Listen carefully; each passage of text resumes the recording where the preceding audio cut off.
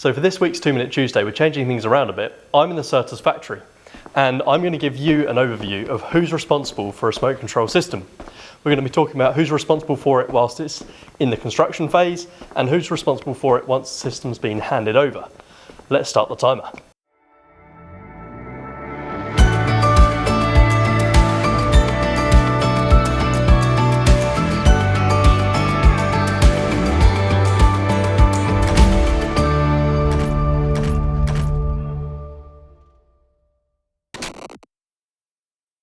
Whilst the Regulatory Reform Fire Safety Order of 2005 still applies to construction sites, whilst the project is still in the construction phase, the applicable legislation here is the Construction Design Management Regulations.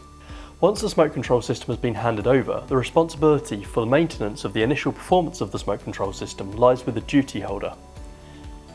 The duty holder, as outlined in the regulations, is tasked with ensuring that everything on site functions as it's supposed to, and that everyone on site knows what they're doing. This is a huge responsibility and should never be undertaken lightly, and that's the reason that most duty holders are senior building management or supervisors, or a qualified group of individuals. They'll be expected to be up to date with the latest guidance and codes of practice. This is to keep the building open and operating within compliance, but also to make sure that any member of the public, resident or building staff is kept safe whilst on the premises at all times. It's important to note though that where a phased handover is planned, the duty holder must ensure that the same level of protection is granted to the occupied area as will be eventually given to the whole building on the final handover. When the project reaches occupation stage, the Regulatory Reform Fire Safety Order of 2005 mandates that the responsible person ensures that all fire safety systems have a suitable system of maintenance, are kept in good working order, and are in a state of good repair. The order also requires that where two or more responsible persons, whether temporary or permanent, are in charge of the system, they must be able to communicate and coordinate with each other to ensure that the system is still properly maintained.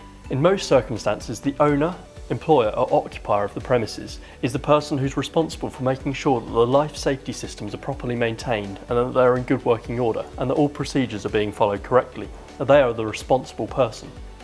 If you're unsure of who the responsible person is in your building, whether it be your workplace or your residence, you can get in touch with the owner of the building or the building management and they'll be able to tell you the person who's responsible for your smoke control system.